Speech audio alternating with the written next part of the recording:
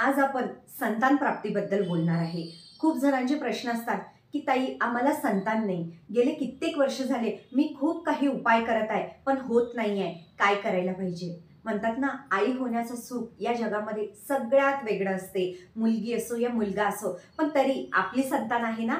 मग अशाच प्रकारे 5 ऑगस्टला म्हणजे मंगळवारी पुत्रदा एकादशी आहे। या दिवशी ज्यांना पण वाटतं की मला संतान प्राप्ती पाहिजे आहे, मी प्रयत्न करून खूप थकली आहे, कृष्ण भगवान आई होण्याचं सुख आपल्याला देतात। या दिवशी गोपाल सहस्त्रनामचा पाठ इझिली छोटंसं पुस्तक मार्केटला मिळतं, तो पाठ आपल्याला करायचा आहे आणि हा पाठ तुम्ही लगातार एकादशीला या रोज करू शकता।